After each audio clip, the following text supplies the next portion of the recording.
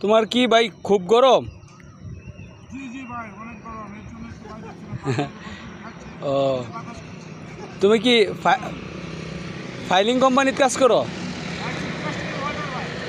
ও তুমি C2 casting এর welder?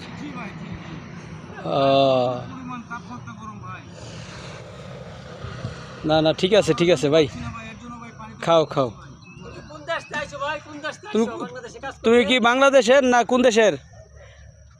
Uganda? ও Thailand.